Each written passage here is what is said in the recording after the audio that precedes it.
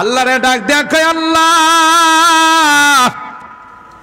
মারিয়ামের ঘরে যদি বেমৌসুম ফল ঢুকতে পারে, আমার বয়স হয়েছে, আমার স্ত্রীর বয়স হয়েছে, তাতে কি আসা যায়? তুমি দিলে তো, তাই আমি তোমার কাছে একটা সন্তান ভিক্ষা চাই।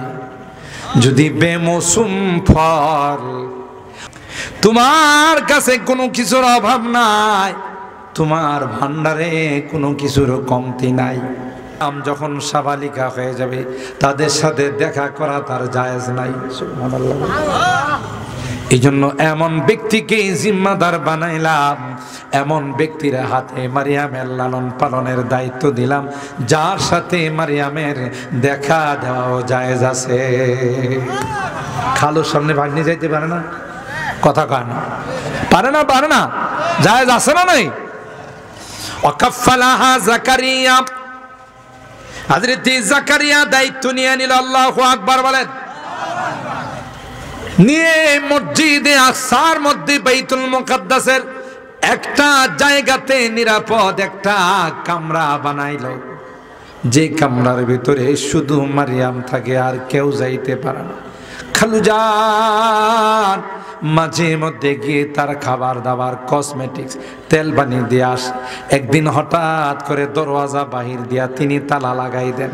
হঠাৎ করে একদিন ঘরে ঢুইকা দেখে মারিয়ামের কামরাটা সব রকমের ফল ফ্রুট দিয়া কানাই কানাই বইরা রইছে। এমন ফল এখন কি বাজারে রূপালি আম পাওয়া যাবে, সোনালি আম পাওয়া যাবে, ল্যাংড়া আম পাওয়া যাবে, কানা আম পাওয়া যাবে? কথা কোনো আমই এখন বাজারে নাই, আমের মৌসুম নাই, ঠিক কিনা বলেন? কিন্তু গিয়ে দেখে যে ফলের মৌসুম না যায়, ওই ফল দিয়া মারিয়ামের কামরা ভয়রা রয়েছে। হঠাৎ করে যদি কাহারো ঘরে, এখন আপনি কাহারো বুদল বাজারে, কাহারো দোকানে যদি গিয়া দেখেন এই মৌসুমের ফল না অন্য মৌসুমের ফল, তার ঘরের মধ্যে ভরা আছে। যেমন জাম, যেমন রূপালি আম, ফজলি আম, কথা কয় না? আপনি কবেন না ভাই আম পাইলেন খুব, এমতি আম বাজারে নাই, মৌসুম নাই, কবেন না?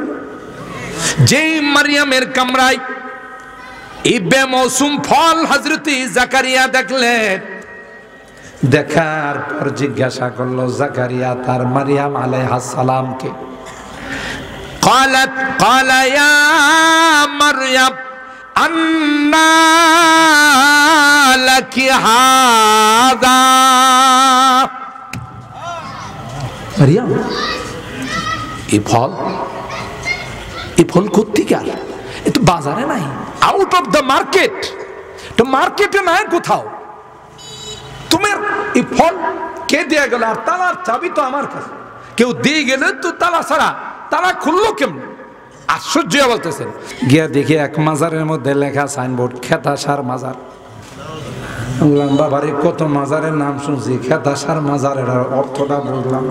কই হুজুর, বাবা যখন মারা গেছে, কেবলা বাবা, খাজা বাবা, গাঞ্জা বাবা, কথা কয় না, যখন মারা গেছে তিনি শীতকালীন যে খেতাটা ব্যবহার করত, এটারও আমরা দাফন করে ছোটখাটো একটা মাজার বানাই, নাম দিছি খেতাসার মাজার।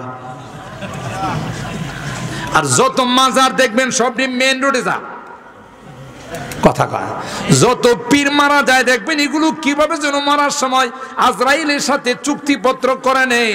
আজরাইলের কিছু বান্ডিল দেয়া বলে আমার রাস্তার পাশে নিয়ে মাইরো, কেমনে যেন এগুলো দৌড়ায় মাজার রাস্তার পাশে যায়। কারণ রাস্তার পাশে না গেলে ওই যে বাস টাক, এটা তো আপনার বাড়ি এলাকা আইব না, হ্যাঁ দাঁড়াইবো আর কিছু টাকা দেওয়া যাবো, এই জন্য সবগুলো মেন রোডের পাশে গিয়ে মরে। কি কয়? আস্তাগফিরুল্লাহ, আস্তাগফিরুল্লাহ। মাজার ভক্ত হবেন না। মাজারে যারা যায়, মাজারে গেলে ঈমান নষ্ট হয়, ঠিক কিনা বলেন? আল্লাহ মাফ করো। কেউ কেউ নতুন নতুন পীর হইতে চায়, মাদ্রাসায় পড়ে না, নামাজ নাই, রোজা নাই, আল্লাহ নাই, বিল্লাহ নাই, পীর সাজে, কথা বলেন ঠিক কিনা? পীর ওয়াডা কে তো সব পৃথিবীর সবচাইতে বড় পীর ছিলেন আমার নবী, ঠিক কিনা বলেন? কিন্তু আমার নবী কি বছরে কয়টা উরুস করতেন? গান বাজনা কয়টা বাজাইতেন? বোঝা গেল যারা উরুস করে, মাজার করে, গান বাজনা বাজা, এটা নবীর উম্মত নয়, এটা শয়তানের উম্মত, কথা বলেন ঠিক কিনা? বুঝতে হবে কোনো দলিলের দরকার নাই, কোরআন হাদিসের দরকার নাই। যারা উরুস কইরা গান বাজায়, লালন সার গান বাজায়, আওলা জাওলা গান বাজায়, বিভিন্ন রকমের বাদ্যযন্ত্র বাজায়, এটি কোনো পীর না, এটি শয়তানের খলিফা। ঠিক কিনা বলেন? মুহতারাম হাজিরিন, হযরত জাকারিয়া আলাইহিস সালাম কই গেছেন? সুজা মসজিদে আকসার মেহরাবের মধ্যে উযু ইস্তেঞ্জা করে গিয়ে নামাজে দাঁড়াইছেন। সুবহানাল্লাহ। বুঝা গেল মুশকিল কুশাকে।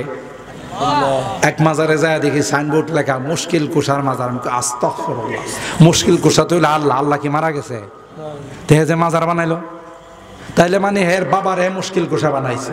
সমস্ত সমস্যার সমাধান দিতে পারে কি? কোন মানুষকে যদি বলা হয় সমস্ত সমস্যার সমাধান দাতা, ঈমান থাকবে না যাবে? আপনি চিন্তা করছেন? ওই মসজিদের মধ্যে হুনালিকা দাআ জাকারিয়া রাব্বাব, হযরত জাকারিয়া মসজিদে আকসার মেহরাবের মধ্যে ঢুকে 2 রাকাত নামাজ পড়লেন। নামাজ পড়ে আল্লাহর কাছে সন্তান চাইলেন। সুবহানাল্লাহ। ক্বালা রাব্বি হাবলি মিন লাদুনকা যুররিয়াতান তাইয়্যিবা। হাত তুলে মালিক রে কয়, এ মালিক, তোমার কাছে কোনো কিছুর অভাব নাই, তোমার ভান্ডারে কোনো কিছুর কমতি নাই, তাই আমি তোমার কাছে একটা সন্তান ভিক্ষা চাই। যদি বেমৌসুম ফল মারিয়ামের কামরায় ঢুকাইতে পারো। আমারও বয়স হয়ে গেছে, আমার স্ত্রীরও বয়স, আমার বয়স মাত্র 120 আর আমার স্ত্রীর বয়স মাত্র 99। এই বয়সে তো অ্যাভেলেবেল বাচ্চা হয়। কথা আল্লাহরে ডাক দেয়া কয়, আল্লাহ, মারিয়ামের ঘরে যদি বেমৌসুম ফল ঢুকতে পারে, আমার বয়স হয়েছে, আমার স্ত্রীর বয়স হয়েছে, তাতে কি আসা যায়? তুমি দিলে তো বয়স লাগে না।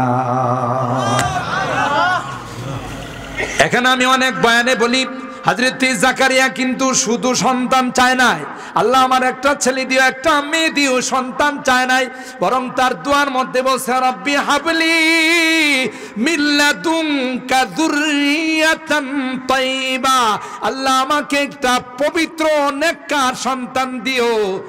কারণ যদি শুধু সন্তান দাও, এটা চোর হইতে পারে, ডাকাত হইতে পারে। কথা কয় না? চুরি করে ডাকাতি করে জিন আইসা, কথা কয় না? আমার গাড়িতে ডাকাতি করছে, এটির দেখছি দাড়িও আছে। আবার কইতে, হুজুর আপনার বড় সম্মান করি, আপনার গায়ে হাত দিব না। আমি কই সম্মানে যদি করতে, তাহলে আমার গাড়ি আটকে লাগে।